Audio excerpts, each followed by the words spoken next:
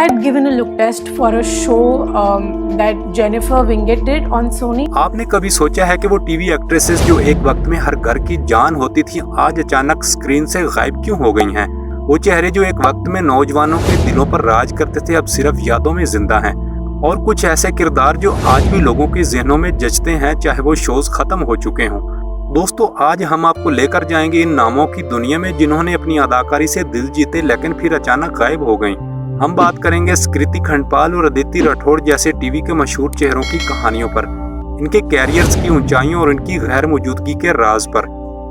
Video में आगे बढ़ने से पहले आप दोस्तों से गुजारिश है कि प्लीज वीडियो को लाइक करें और प्लीज हमारे इस चैनल को भी जरूर सब्सक्राइब करें। तो चलिए दोस्तों, वीडियो को शुरू करते हैं।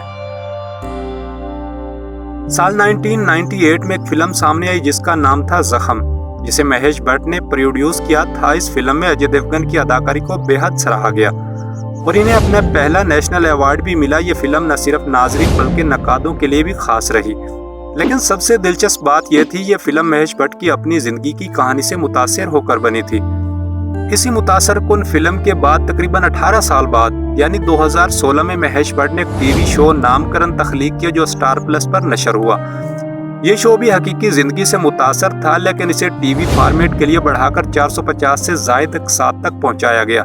नामकरण अपनी जज्बाती कहानी और मजबूत किरदारों की वजह से फौरन मकबूल हो गया।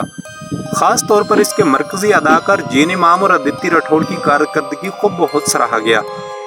लेकिन इस कामयाब शो के बाद अदिति राठौड़ आहिस्ता आहिस्ता स्क्रीन से गायब हो गईं। सवाल यह है क्या इन्होंने जानबूझकर वक्फा लिया या फिर वो मखसूस किरदारों तक महदूद हो गईं जिनके लिए वो जानी जाती थीं।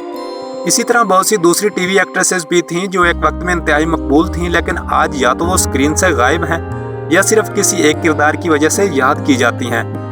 कृति खंडपाल इनमें से एक नाम है। दिल मिल गए और प्यार की एक कहानी जैसे शोज के जरिए इन्होंने नौजवान नाजरीन में मजबूत फैन बेस बनाया। इनका फैशन, हेयर स्टाइल और जदीद अंदाज आम टीवी मेयारात से बिल्कुल मुख्तलिफ था जिसकी वजह से वो नौजवानों में बहुत मशहूर हुई। आज भी वो इतनी ही पुरएतमाद और पुरकशिश लगती हैं। कृति ने अपने कैरियर का आगाज बहुत छोटी उम्र में किया, तकरीबन 17 या 18 साल की उम्र में। साल 2007 में इन्हें पहला शो जर्सी नंबर 10 मिला जो सब टीवी पर आया। दिलचस्प बात यह है कि इनका इंतखाब एक आम ऑडिशन के दौरान हुआ जिसमें वो इब्तदाई तौर पर मुंतखब नहीं हुई लेकिन इनकी अदाकारी प्रोड्यूसर्स की नज़र में आ गई। इसी साल इन्होंने फिर कोई है जैसे शो में भी काम किया जो स्ने स्टार्स लिमिटेड के तहत था। साल 2008 में इन्हें दिल मिल गए में डॉक्टर रिद्मा गुप्ता का किरदार मिला जो इनके कैरियर का संगमेल बन गया। इस किरदार को पहले शिल्पा आनंद ने निभाया था, इसलिए नाजरीन के लिए तब्दीली को फौरन कबूल करना आसान नहीं था लेकिन कृति ने अपनी मेहनत और मुनफरिद अंदाज से इसे कामयाब बनाया। बाद में इन्होंने अगले जन्म मोहिब बिटिया बी की और प्यार की एक कहानी में मरकजी किरदार अदा किया जिसने नौजवानों में इन्हें और ज़्यादा मकबूल बनाया। प्यार की एक कहानी 361 के बाद 2011 में ख़त्म हुआ लेकिन आज भी नाजरीन इस शो को याद करते हैं और इंस्टाग्राम पर इसकी दूसरी सीरीज़ की डिमांड करते हैं। कृति ने मुख्तलिफ सानर्स में काम किया, रोमांस, हॉरर, फैमिली ड्रामा और हत्ता के रियलिटी शोज में भी। लेकिन इनके इब्तदाई शोज में जो चमक थी वो दोबारा नहीं आई। यही वजह कि आज भी नाजरीन के जहन में इनका पहला और मशहूर किरदार ही जचता है। अदिति राठौड़ को ज्यादातर लोग नामकरण के जरिए जानते हैं लेकिन इनका टीवी डेब्यू 2014 में कुमकुम भागी से हुआ जिसमें इन्होंने रचना मोहरा का किरदार अदा किया।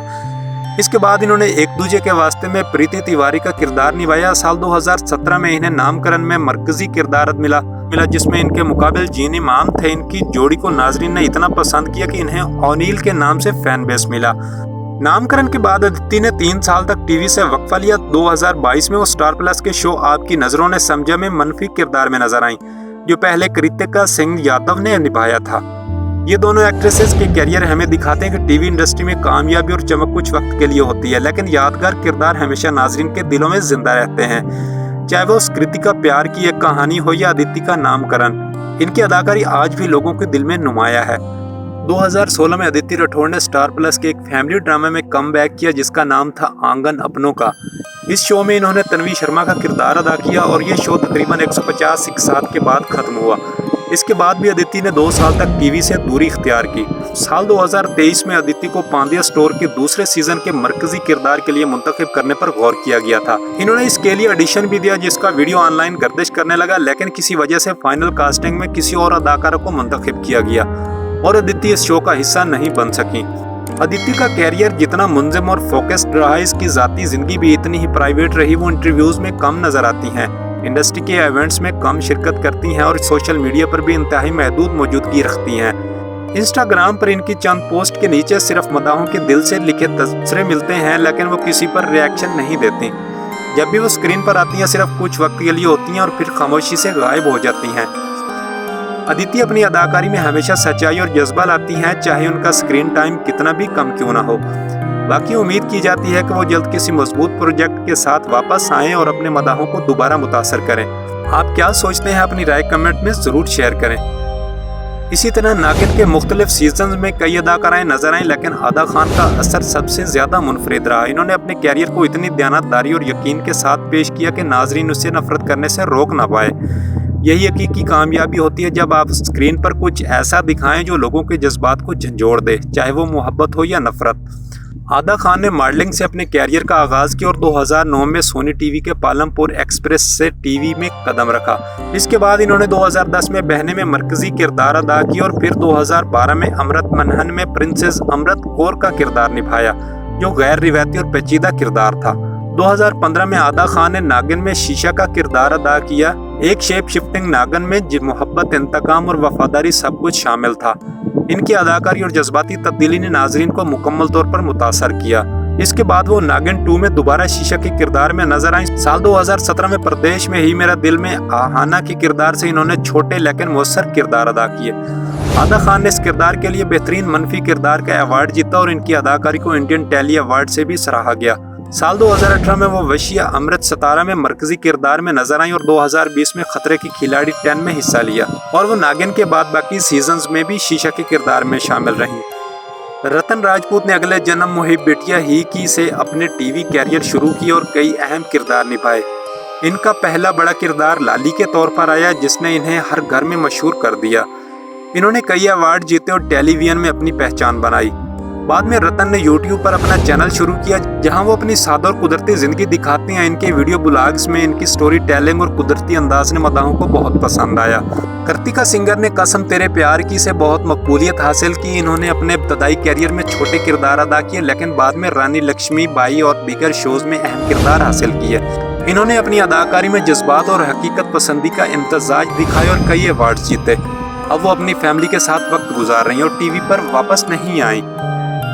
तो दोस्तों, ये थी इन टीवी एक्ट्रेसेस की कहानियां, जिन्होंने न सिर्फ अपनी अदाकारी से दिल जीते बल्कि अपनी प्राइवेट जिंदगी में भी अपनी अलग शनाख्त बनाई। चाहे वो अदिति राठौड़ हो, आदा खान या रतन राजपूत, हर एक ने अपनी मेहनत, लगन और जज्बात के साथ टीवी इंडस्ट्री में अपनी छाप छोड़ी। अगर आपको ये छोटी सी वीडियो पसंद आई हो तो वीडियो को लाइक करें, अपनी राय कमेंट सेक्शन में जरूर दें और प्लीज हमारे इस चैनल आखिरी गोली को भी जरूर सब्सक्राइब करें। नीचे कमेंट्स में बताएं आपका पसंदीदा किरदार कौन सा है और आप किस एक्ट्रेसेस की जिंदगी के बारे में मजीद जानना चाहते हैं। हम आपके कमेंट्स जरूर पढ़ेंगे और आने वाली वीडियोस में शामिल करेंगे। Thanks for watching.